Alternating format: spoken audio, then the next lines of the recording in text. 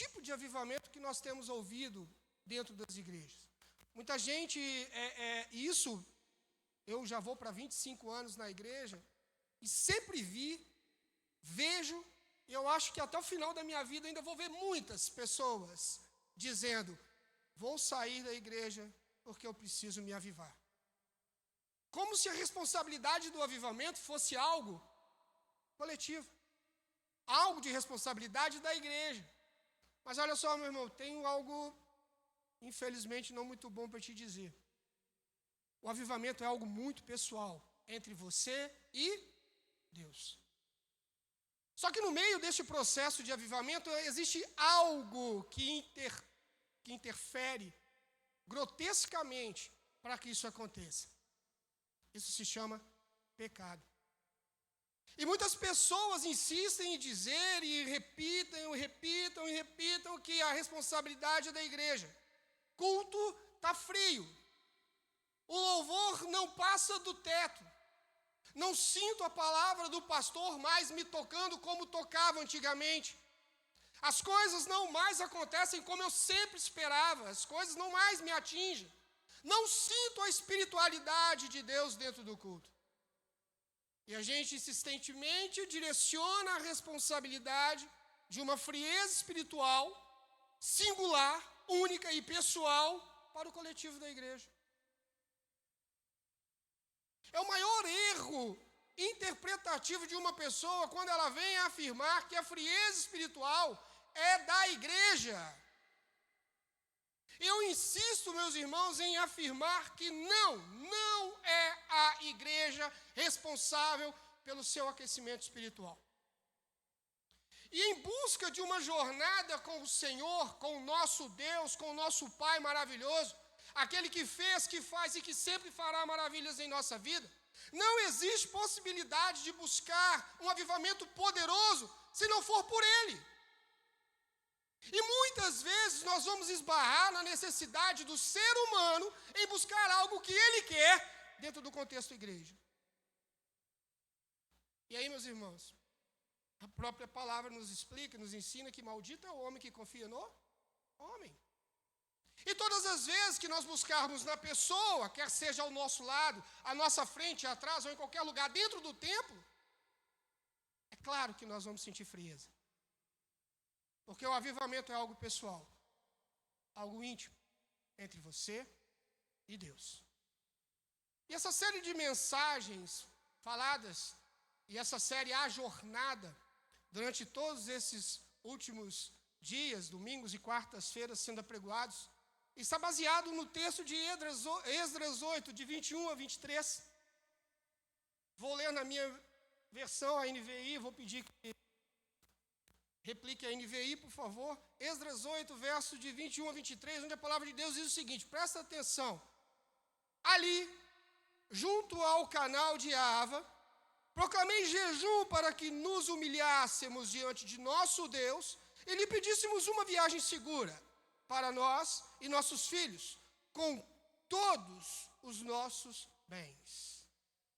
Tive vergonha de pedir soldados e cavaleiros ao rei, para nos protegerem dos inimigos na estrada, pois lhe tínhamos dito, a mão bondosa de nosso Deus está sobre todos os que o buscam, mas o seu poder e a sua ira são contra todos os que o abandonam. Por isso, jejuamos e suplicamos uma bênção ao nosso Deus, e Ele nos atendeu. Amém? Feche seus olhos, curva sua cabeça, vamos orar mais uma vez, pedindo assim a Deus a discernimento, sabedoria, para entendermos o que Ele tem a nos dizer nessa noite. Pai, nós queremos mais uma vez te agradecer. Te agradecer pelo privilégio e pela oportunidade de estarmos mais uma vez reunidos como corpo, reunidos como igreja na Tua presença. Nós lhe pedimos neste momento, Pai, fala aos nossos corações. Até aqui o Senhor nos ouviu.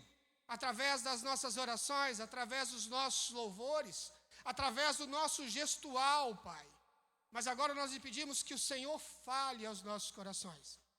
Fale, Pai, traga uma porção da Tua palavra, uma porção da necessidade que nós temos nessa noite.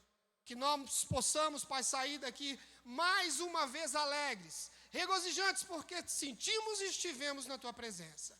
Nosso muito obrigado, porque temos a convicção de que tua palavra é viva e fala aos nossos corações todas as vezes que a buscamos no mais profundo do nosso coração. Nos abençoe, é o que nós lhe pedimos em nome de Jesus. Amém. Amém, irmãos? Em qual contexto Esdras vem a recitar esta primeira parte? Lembrando que no livro de Esdras, ele só vai aparecer a partir do capítulo 7.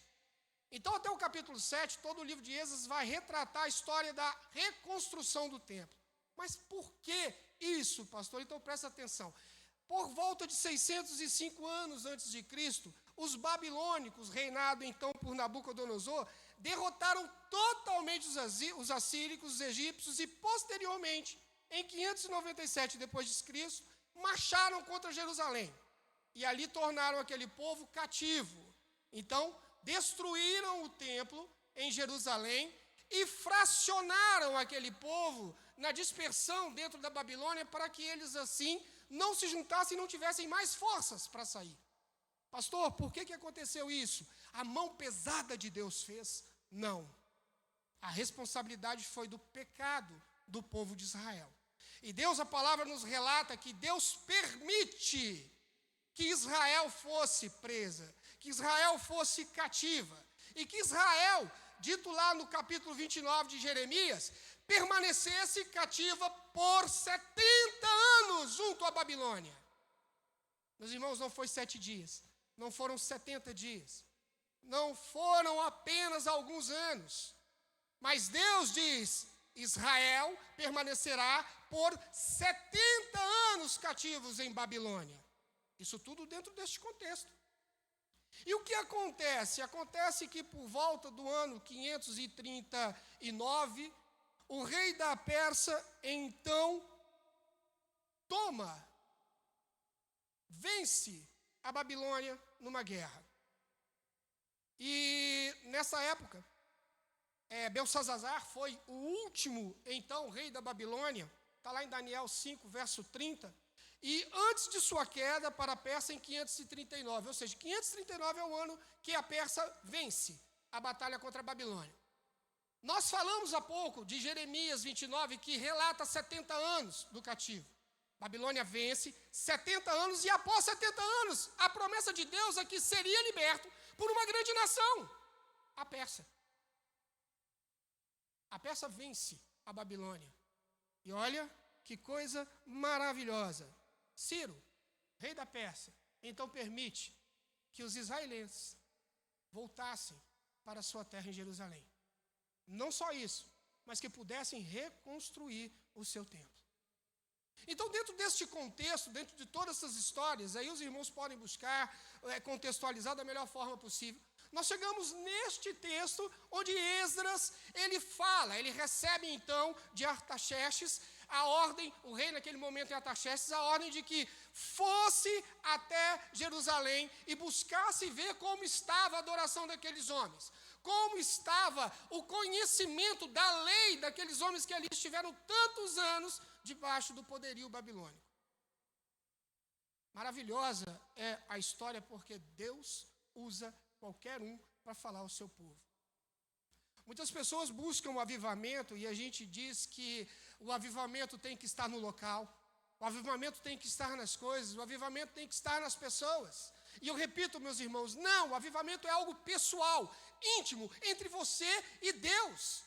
O que Esdras faz neste momento é iniciar uma caminhada que ele teria, difícil e árdua, de despertar um povo que encontrava-se morto espiritualmente, que precisava entender quem ele era naquele momento diante de Deus, e que ele precisava não só ter o seu templo reconstruído, mas a sua vida espiritual reconstruída por Deus.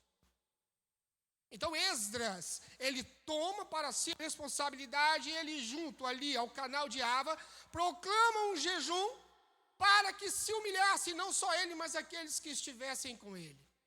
Isso é sabedoria, isso é buscar avivamento, é entre você e Deus. Meus irmãos, todas as vezes que nós buscarmos nas pessoas, infelizmente, nós falharemos. Deus, lá no capítulo 29 de Jeremias, ele vai dizer, olha, por 70 anos vocês estarão cativos, mas presta atenção, nesses 70 anos, construam casas para vocês. Nesses 70 anos, casem-se, se deem em casamento. Nesses 70 anos, procurem prosperar, porque a terra onde você estiver, prosperará com você. Loucura! Como que Deus me manda viver bem numa terra onde não é minha? Como Deus me manda prosperar numa terra dos meus inimigos? Mas como Deus, todas as vezes Ele fala, Ele complementa mostrando a bênção.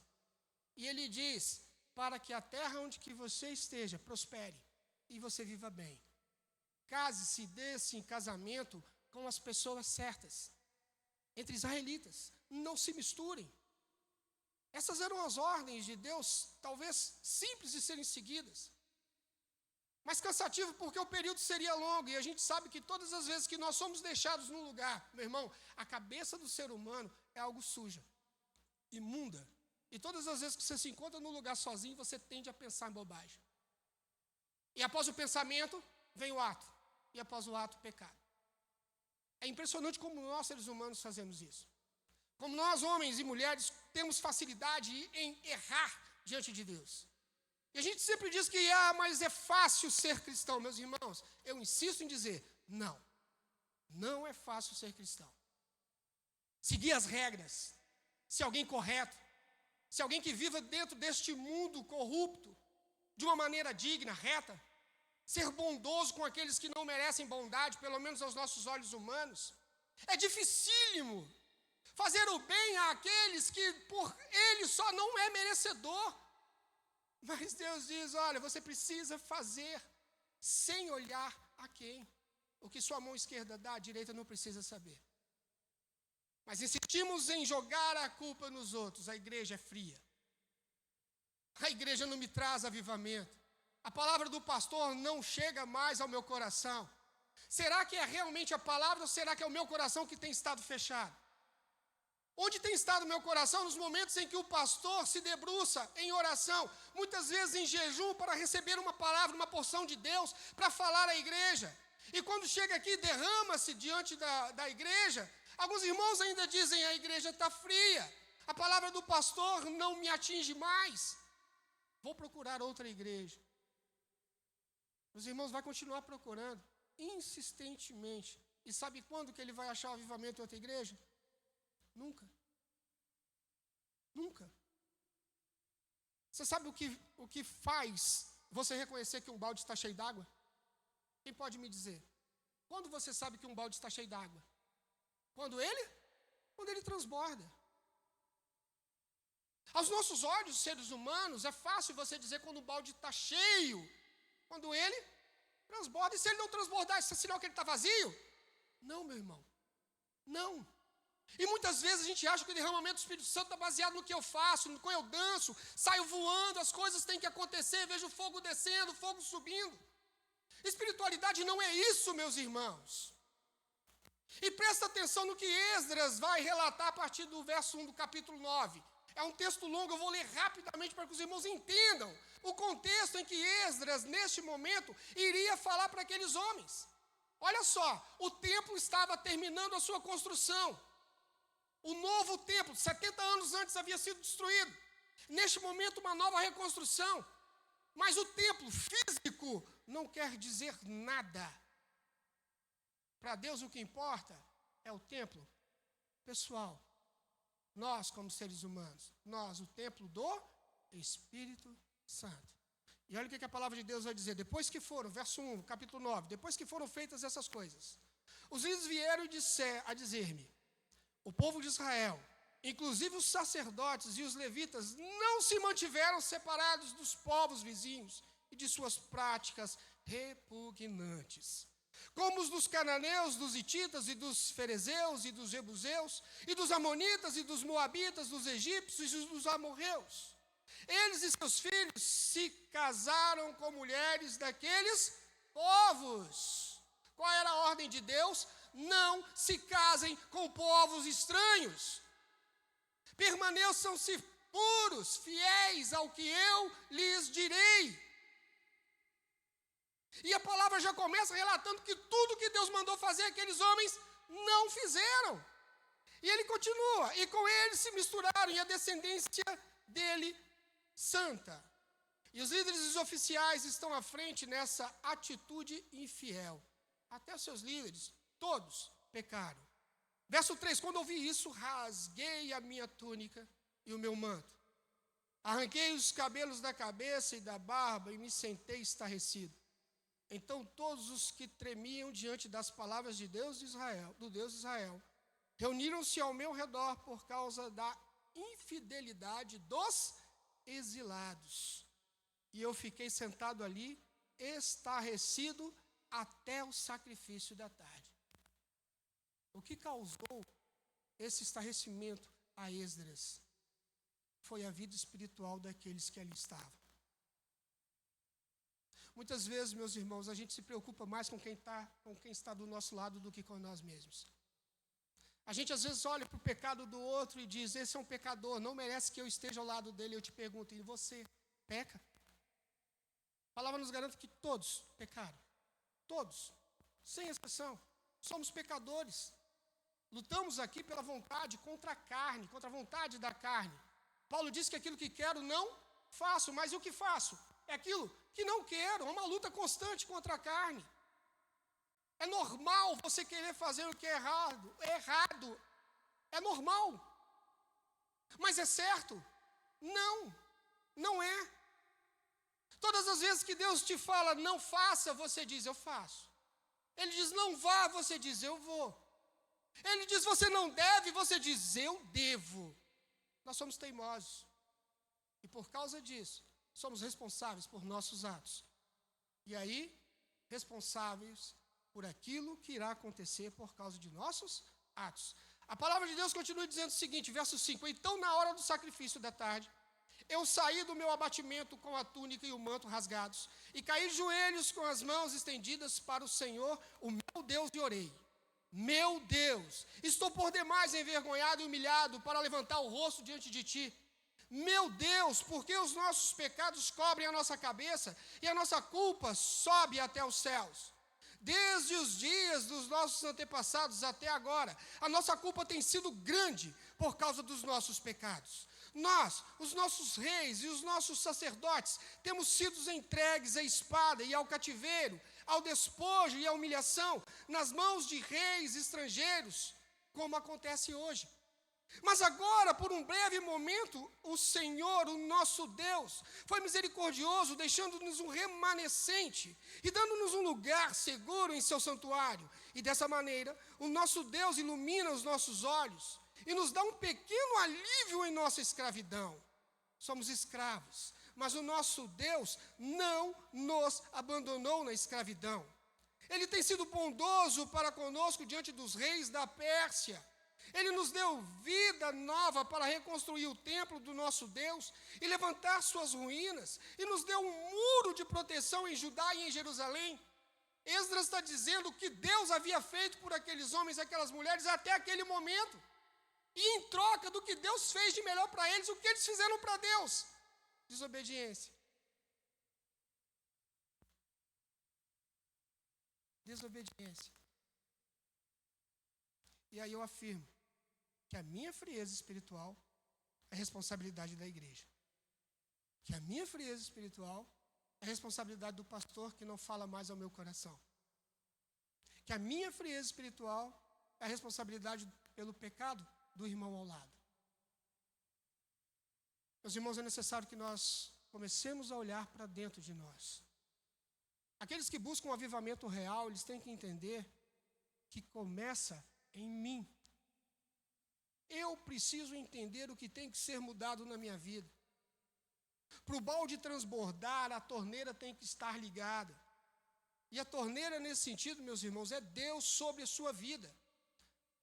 Se as pessoas precisam ver você derramar o Espírito Santo, meus irmãos, se permita ser uma bênção na mão de Deus. A igreja hoje tem vários trabalhos estabelecidos, mas poucas são as pessoas que têm se disposto Ok, às vezes o trabalho não me deixa, às vezes a família me sobrecarrega, às vezes as coisas não me permitem. Mas o fato é que a gente vive uma frieza, vive uma paradeira dentro da igreja e responsabilizamos a igreja. Aí não, meu irmão, aí eu vou procurar aquela igreja top, aquela igreja que tem um louvor que começa às 7, entrega o culto para o pastor às 8h30. Aquela igreja que tem um louvor fogo puro. Aquela igreja com púlpito pintado de preto, luzes piscando. E as pessoas ali dançando e louvando, e gritando e pregando e dizendo que estão com o Espírito Santo. Apregoando espiritualidade, há movimentos.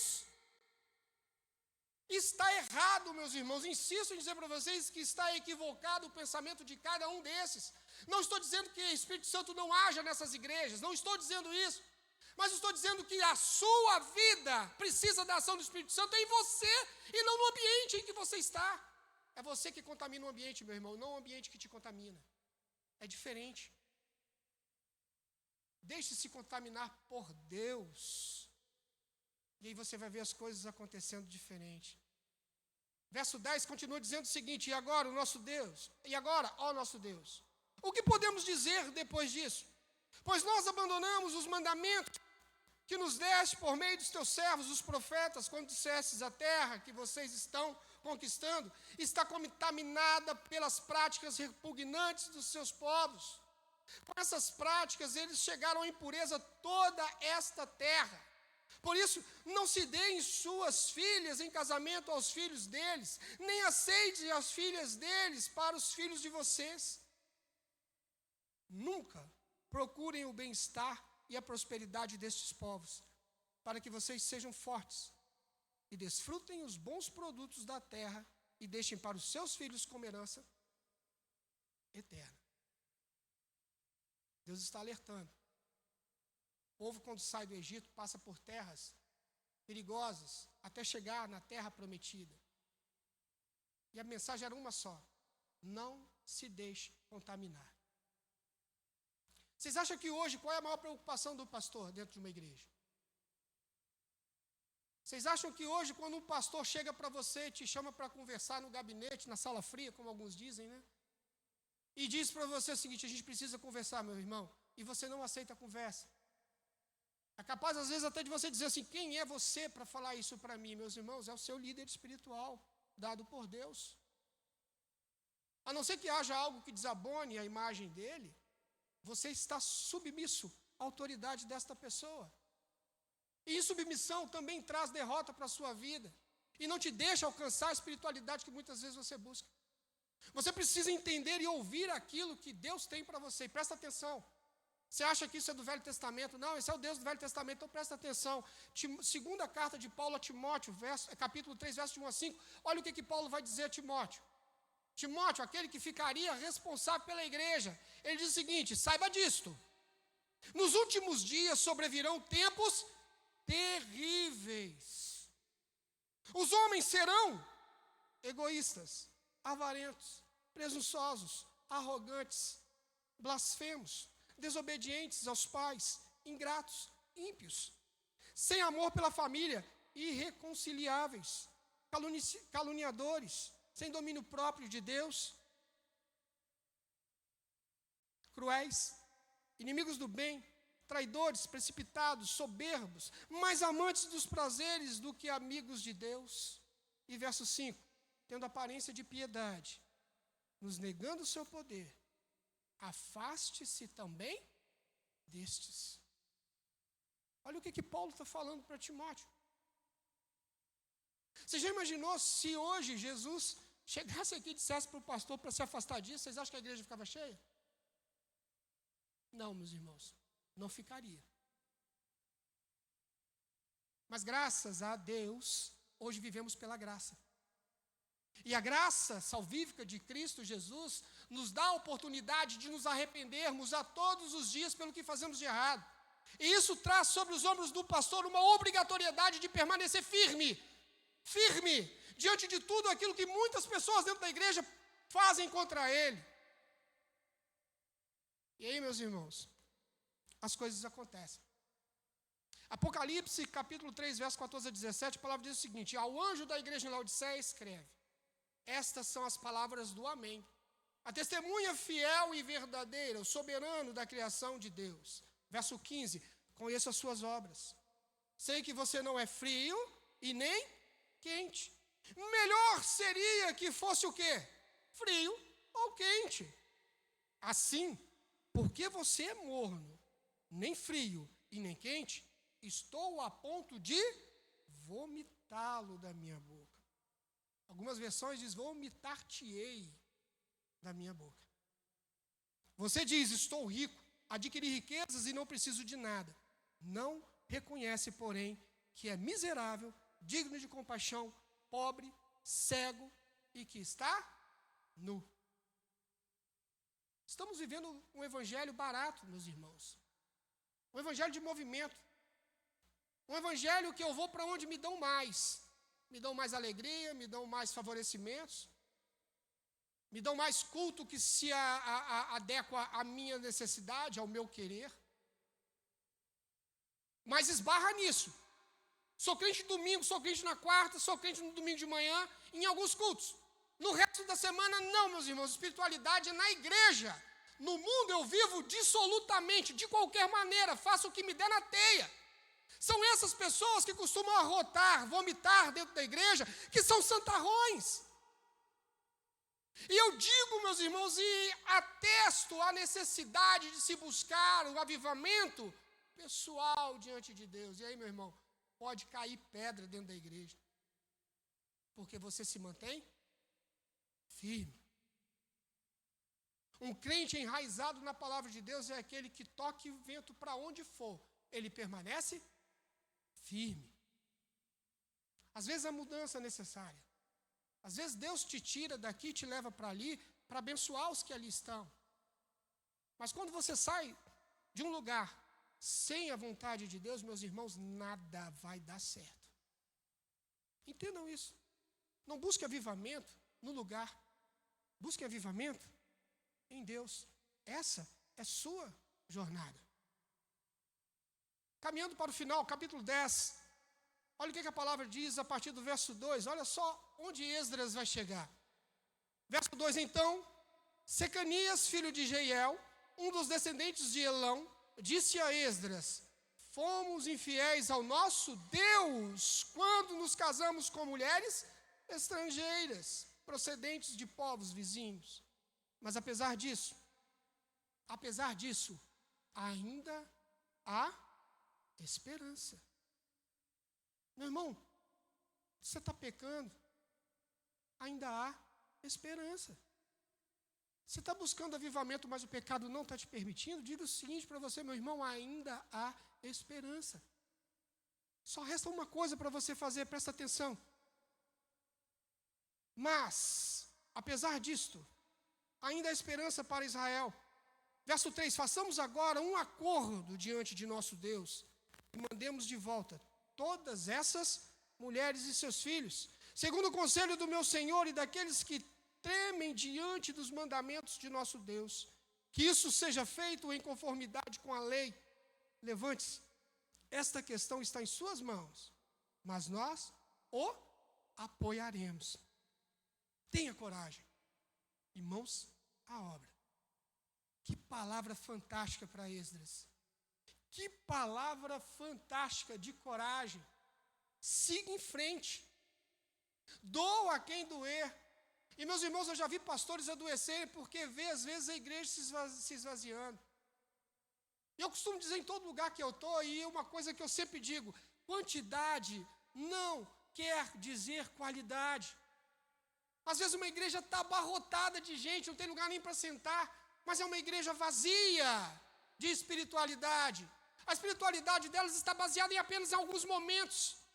Há poucos dias atrás eu vi um pastor coreano pregando e ele falando o seguinte: nas igrejas da Coreia hoje, tudo que nós fazemos é voltado para o público. A adoração a Deus está acabando. O avivamento tem sido trabalhado na vida das pessoas, mas não pelo que elas são diante de Deus, mas pelo que elas querem de Deus. E eles dizem o seguinte: existem igrejas lá que fazem algumas alguns cultos jovens, que é o seguinte: você entra, logo na entrada, assim, aquele mesão cheio de hambúrguer. Você já entra comendo à vontade. Meu irmão, qual o jovem que não gosta de hambúrguer? Eu que não sou jovem me amarro. Se eu não posso ver um podrão, eu não posso ver um podrão. Lá no Espírito Santo a gente chama de podrão, aquele hambúrguer, aquele que você morde e escorre a gordura no meio dos dedos, aquele saquinho. Esse aqui é gostoso. A gente chama de podrão. Podrão, porque aquilo deve acabar com a gente por dentro, né? Mas é esse que a gente gosta. Imagina então o jovem chegando àquela mesada cheia. Meu irmão, não tem quem não queira. Por mais que você não goste, você vai acabar indo para aquele lugar. E aí os louvores são bênção pura. Fogo, fogo, fogo, fogo. Aí sabe o que o pastor diz? Quando acaba aquele movimento, todo mundo senta. E o pastor assume a palavra. Começa aquela pessoa indo para um lado, indo para outro, os jovens conversando. E a palavra sendo pregada aos ventos. Onde está a espiritualidade nisso? Nosso culto, meu irmão, é para adoração a Deus. É claro que a gente se preocupa com o visitante. Claro. O visitante sempre será bem-vindo dentro da igreja. A gente glorifica a Deus porque o nosso entendimento e o nosso querer é que as pessoas se convertam a cada dia mais a Deus. Mas olha só, presta atenção. O culto não é para você. O culto não é para quem está do seu lado. O culto não é para o seu filho. O culto não é para sua esposa nem para o seu marido. O culto é para Deus. E quando eu me ligo a Deus, o avivamento é algo vivo dentro de mim. E cada um vai experimentar algo diferente. Creia nisso, meu irmão, porque isso é que é a realidade. E aí, meus irmãos, vem a bênção. Ezequiel, capítulo 37, onde fala lá daquele sonho maravilhoso de Ezequiel, sobre o vale de ossos secos. A palavra disse a Deus o seguinte: profetiza para esses ossos. E Ezequiel profetiza e aqueles ossos tomam forma humana. Mas aí a palavra diz: mas eles não tinham vida. E Deus diz mais uma vez a Ezequiel profetiza para eles: dê vida, e eles ganham vida. Mas olha só, a vida ainda não era uma vida real. E Deus mostra para Ezequiel o seguinte: este é o povo de Israel. Ossos secos. Muitas pessoas têm vivido dentro da igreja como verdadeiros esqueletos. Tem muita gente dentro da igreja, meus irmãos, buscando avivamento comunitário. Entendam, andar com Deus, estar perto de Deus, só nos causará coisas maravilhosas. As bênçãos virão. Creia nisso. Teria mais algumas coisas a serem ditas, mas o tempo não vai nos permitir. Eu gostaria apenas de encerrar dizendo o seguinte: Apocalipse 3, versos 18 a 22 diz o seguinte: dou-lhes este conselho: compre de mim ouro refinado no fogo, e você se tornará rico. Compre roupas brancas e vista-se para cobrir a sua vergonhosa nudez. E compre colírio para ungir os seus olhos e poder enxergar. Repreendo e disciplino aqueles que eu amo. Por isso, seja diligente e arrependa-se. Eis que estou à porta e bato. Se alguém ouvir a minha voz e abrir a porta, entrarei e cearei com ele, e ele comigo. E ao vencedor darei o direito de quê? De assentar-se comigo aonde? Em meu trono. Assim como eu também venci e sentei-me com meu Pai em seu trono. Aquele que tem ouvidos, ouça o que o Espírito diz às igrejas. Pecado te afasta de um avivamento real diante de Deus. Você quer buscar avivamento, meu irmão? Ore. Reconheça as suas necessidades. Reconheça o que você tem vivido. Reconheça que em muitos momentos nós precisamos mudar. Não é a igreja, não é pastor, não é os irmãos. Eu preciso mudar. E Jesus diz: eis que estou à porta e bato. Se alguém ouvir a mim, aí ele vai abrir. Deus não arromba porta na casa de ninguém. Te dá o direito de abrir. Então te faço um convite nessa noite, meu irmão. Você quer receber o Espírito Santo? Se você acha que ainda falta o Espírito Santo na sua vida, se você acha que ainda falta avivamento na sua vida, abra a porta do seu coração e deixa Deus agir. Você vai ver que as coisas vão mudar. E aí você vai sentir de novo aquele arrepio gostoso, aquela emoção que você tinha quando você entrava no culto, aquele mover do Espírito diante de você e dos seus olhos. Você vai ver que tudo vai ser diferente. Feche seus olhos, curva sua cabeça e ore comigo neste momento. Pai, nós queremos mais uma vez te agradecer. Te agradecer porque a tua palavra é viva, Pai, e em vários momentos ela nos demonstra a necessidade de estarmos diante do Senhor. Que nós possamos entender que nós não devemos buscar no homem, nem buscar no lugar, mas precisamos buscar no Senhor o nosso avivamento. Mas que também, Pai, nós só encontraremos isso se estivermos com o nosso coração aberto e preparado para nos arrependermos do que temos feito de errado. O pecado tem nos afastado do Senhor, Pai, por isso nos perdoa. Nos dê discernimento, sabedoria, para entendermos o que e onde mudar. E aí sim, experimentaremos do Senhor o que tem de melhor para as nossas vidas. Nos abençoe. Nos dê um resto de culto maravilhoso na tua presença. É o que nós lhe pedimos. Em nome de Jesus. Amém, Pai.